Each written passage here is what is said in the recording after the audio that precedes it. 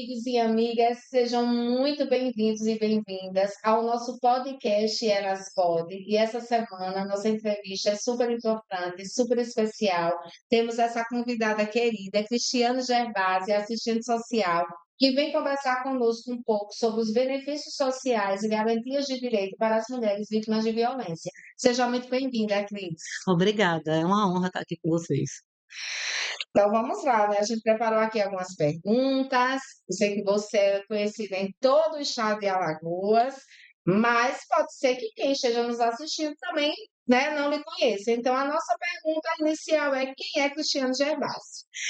Cristiane Gervasi é uma mulher apaixonada por Jesus, é uma mulher que procura levar por onde vai a representação do céu de Cristo, é uma mulher que se preocupa com o outro, ela é filha, é esposa, mãe, avó e muito comprometida com tudo que chega às mãos dela. Amém. Cristiano Gervásio, há quanto tempo você atua nessa área, de serviço social? 23 anos. Tem uma vasta experiência, né. É, é, Então, nesse seu trabalho de serviço social, acho que você trabalhou na Secretaria de Assistência Social de alguns municípios, sim. porque a assistente social ele atua em várias secretarias, É. mas de assistência social, secretaria mesmo, você já atuou em quais? Já atuei na Secretaria de Educação, na Secretaria de Saúde, na Secretaria de Assistência e também na Habitação. Cristiano Gervasi, e ultimamente as leis elas vêm sendo modificadas para garantir mais benefícios para as mulheres vítimas de violência. Então, eu gostaria que você falasse para as mulheres que estão nos assistindo, que também sofrem violência e não têm recurso, porque sofrer violência já é cruel. E sofrer violência vivendo em situação de extrema vulnerabilidade social é muito mais difícil. Então, quais os benefícios que o governo dispõe para que essas mulheres vítimas de violência doméstica possam ter algum benefício, algum auxílio?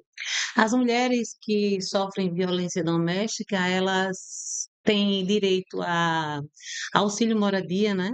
Elas têm direito a continuar recebendo da empresa que ela trabalha durante o período de 6 meses e caso ela não tenha vínculo empregatício, fazer parte do benefício de prestação continuada. Essa mulher, ela precisa estar respaldada com relação a esse benefício, né, ela precisa ter feito o boletim de ocorrência, ela precisa de alguma forma Comprovar. comprovar que ela foi vítima de violência. E o Bolsa Família também, né? Ele traz também essa nova aba para as mulheres vítimas de violência e também outros programas que o governo do estado ou o governo municipal vem a disponibilizar mais. O ano passado, em dezembro, outubro a dezembro, foi sancionada a lei para benefício de auxílio para as crianças, né, os filhos das mulheres que foram vítimas de feminicídio. O que é que essa lei traz de bom para as crianças? Porque é uma situação tão triste, né? As crianças, quando tinham suas mães assassinadas, ficavam totalmente desamparadas e sem auxílio. Então, essa lei de 2025, ela vem sim trazer, né, um pouco de acalento para essas crianças que a gente não sabe com quem vai ficar, porque o pai vai estar preso ou morto, né? A gente sabe que ele não vai ter a menor condição de criar essas crianças. Então, como é essa lei? O que você acha que pode ajudar nessas crianças? Porque muita gente não sabe que a lei é nova. Essa lei, ela vem trazer a garantia, claro, sempre buscando a comprovação através dos documentos necessários e estando no contexto que é pré-requisito para que haja esse tipo de transferência de renda, esse tipo de apoio, de auxílio. Então, se essa família tem renda per capita de um quarto, né, que significa 25%, vamos supor, R$ 390. Se essa família está inscrita no CadÚnico. E tem crianças, né, menores, se tem menores de 18 anos, então essa família vai receber, né, o benefício até essas crianças fazerem 18 anos. No caso de crianças ou adolescentes que tenham comorbidades, que não tenham a capacidade de desenvolver atividades, então esse benefício ele se prolonga. E uma coisa que é importante deixar claro é as condicionalidades de cada benefício. Por quê? A lei é clara que saúde é para todos, educação é para todos, mas assistência social não é para todos, é para quem precisa. E diante disso, o governo federal ele dispõe de condicionalidades, que seria interessante também a gente passar isso para quem nos acompanha, né? O que é necessário para você considerar uma pessoa de extrema vulnerabilidade social, extrema pobreza ou baixa renda. Quando é colocado como critério a questão da renda per capita, é justamente para que se haja um diferencial. A mulher vítima de violência, a mulher vítima de feminicídio, que já possui a renda, que já tem vínculo empregatício, que não demonstra essa vulnerabilidade, né, por hipossuficiência, então essa mulher ela não faz parte desse contexto, do contexto dos benefícios, porque eles estão destinados a pessoas que realmente estão à margem da sociedade e que são de baixa renda. Cris, você já foi vítima de violência doméstica, né? Eu já ouvi algumas vezes você comentar isso.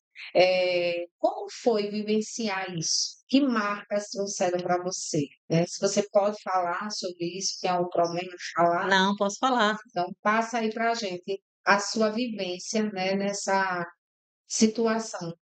Eu acredito que toda mulher não deve se envergonhar do processo, né, que ela passou, porque com certeza isso vai favorecer e fortalecer, através do testemunho, outras mulheres, né? E vai alertar também aos homens e as pessoas, né, não necessariamente só os homens, que praticam, né, esse tipo de ato, essa opressão. Eu passei por um relacionamento abusivo, eu era muito jovem quando eu casei, eu não entendia porque não existia uma transparência como hoje a mulher tem a oportunidade de vivenciar.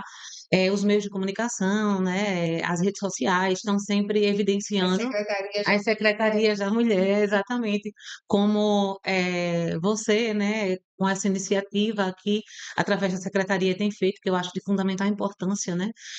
É um trabalho que lança sementes para colher frutos, e os frutos são justamente os que correspondem à mulher ter essa liberdade de falar e de expressão. E no meu caso, como eu era muito jovem, eu não entendia que eu estava sofrendo um abuso, né? Abuso psicológico, também violência física, e eu passei muitos anos para poder entender isso. Na verdade, precisou que eu saísse desse relacionamento e depois de um tempo é que eu entendesse isso.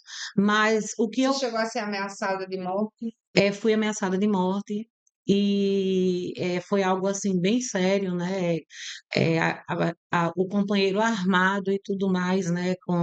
De revólver para me intimidar.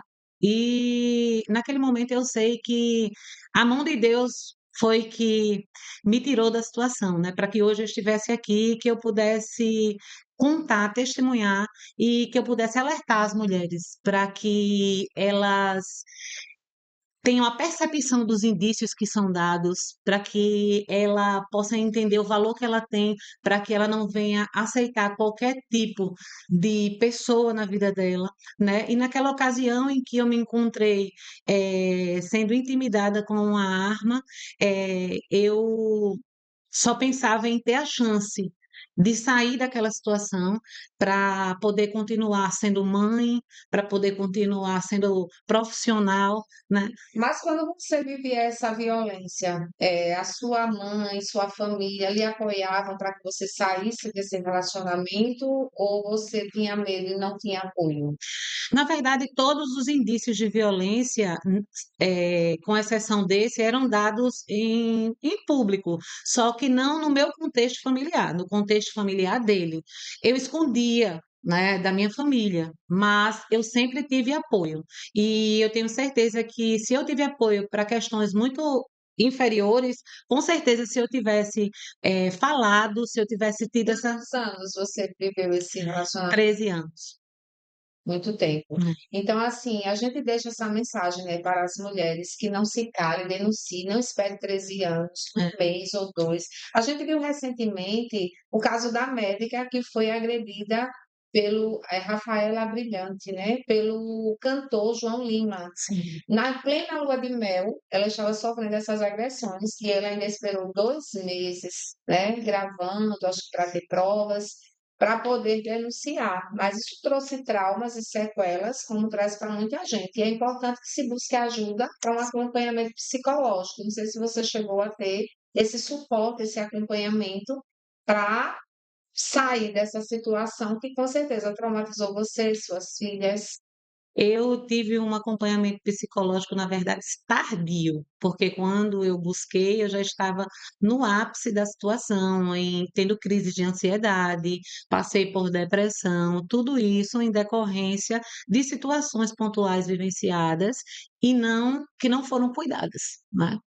Então, é sempre bom a gente reforçar isso para as mulheres, né? A gente fala especialmente para você, mulher que sofre violência doméstica. Mesmo que você esteja em situação de vulnerabilidade social, busque ajuda, né? Procure a Secretaria de Assistência Social, procure a Secretaria da Mulher, e outros canais que também podem te direcionar, ter um apoio, que muitas vezes ela se submete a estar no relacionamento, Cris, porque não tem renda. Isso mesmo. Aí agora, como é que eu vou me manter? Como é que eu vou manter os meus filhos? Você já teve alguma beneficiária ou cidadã que lhe procurou dentro desses atendimentos seus para dizer que vivia esse relacionamento, mas que não saía porque não tinha condições financeiras? Com certeza, né? E foi tão grave esse atendimento que foi feito que, além da violência que havia com essa mulher, ela também se submetia ao silêncio com relação à violência com os filhos e abuso também com uma das filhas. É. Então, se fortaleçam. Cris, vou fazer agora um bate-bola com você, bem rapidinho, para a gente descontrair, né? Saindo desse tema, falando mais um pouco sobre você. Eu vou dizer a palavra e você diz o que vem à sua cabeça, bem rápido, porque é um bate-bola, tá? Tá. Uma cor, Preto, uma música, renova-me. uma comida, Lasanha, uma bebida, água, uma pessoa, Jesus, uma palavra amor. e uma frase. De Martin Luther King, o que me incomoda não é o grito dos violentos, mas o silêncio dos bons. Perfeito.